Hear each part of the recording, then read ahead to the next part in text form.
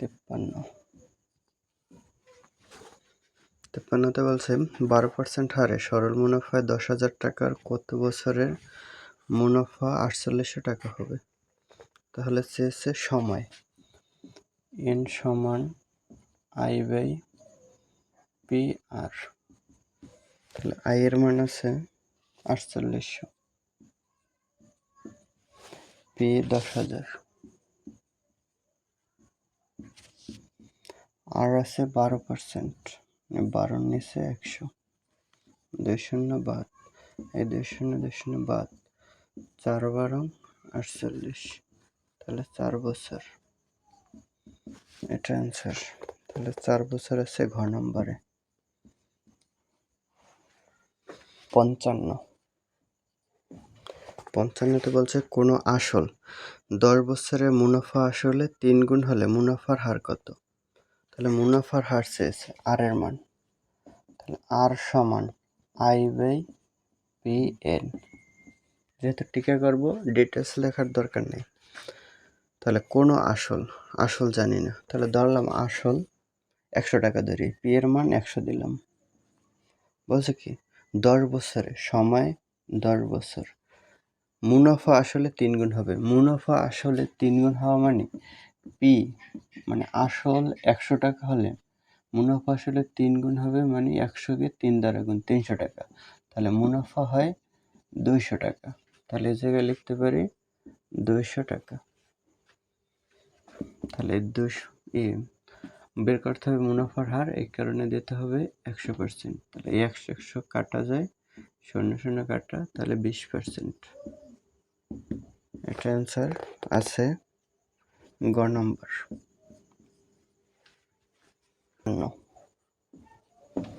56তে বলছে 10% সরল মুনাফায় 5,000 টাকা ব্যাংকে জমা রাখলে দ্বিতীয় বছরান্তে মুনাফা আসল কত হবে? তাহলে দ্বিতীয় বছরান্তে মানে সময় 2 বছর দেওয়া আছে। তাহলে চেয়েছে মুনাফা আসল এ সমান P1 প্লাস RN। তাহলে পি এর মান আছে 5,000 টাকা, অনকে 1 লিখি, 1 যোগ মুনাফার হার 10%, 10-এর নিচে 100, সময় দ্বিতীয় বছরান্তে, তাহলে 2 বছর, 0 বাদ, 5 দ্বিগুণে 10, তাহলে 5,000, 1 যোগ 1/5, 5,000 লসাগু 5, 5 যোগ 1, তাহলে 5,000 গুণ উপরে 6 নিচে 5, 5 একে 5, 6 একে 6, 3টে 0, তাহলে 6,000 টাকা। গ নম্বর অ্যান্সার।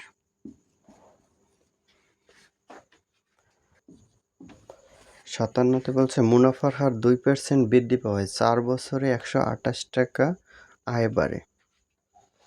তাহলে 2% বৃদ্ধি পাওয়ায় 4 বছরে 128 টাকা আয় বাড়ে। তাহলে 2% কত টাকায়? 100 টাকায় বৃদ্ধি পায় 2 টাকা।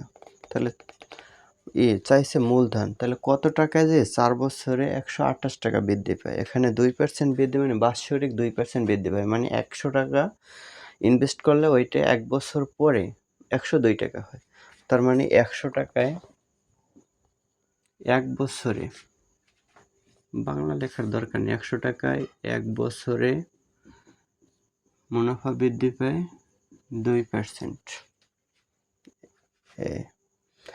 তাহলে যেহেতু বলছে মূলধন চাইছে, তাহলে এই 100 টাকা 1 বছরে মুনাফা বৃদ্ধি পায় 2%, তার মানে 100 টাকা মূলধন, যেটা বের করবো এটা শেষে দিতে হবে।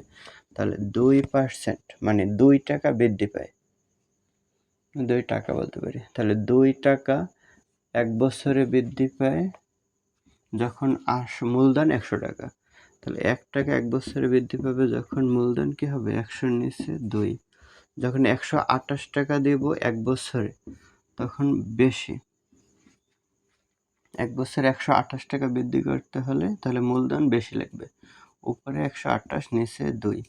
যদি সময়টা মানে 128 টাকা 1 বছরে যা বৃদ্ধি পায় মূলধন যা হয়, তাহলে 4 বছরে তখন মূলধন কম লাগবে।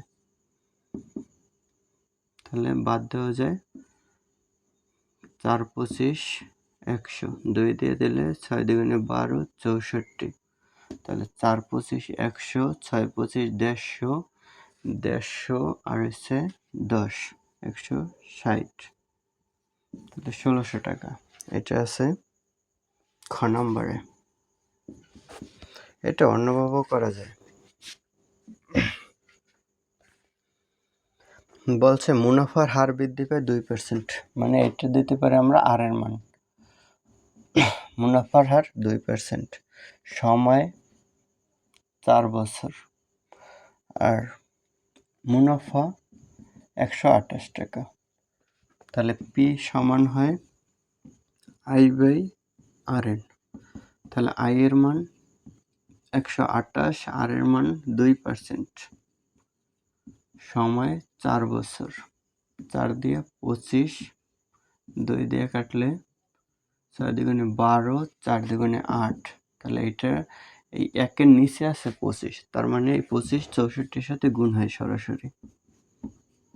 এটা গুণ করলে 1600 হয়। এভাবেও করা যায়, যেটা সহজ হয় এটা।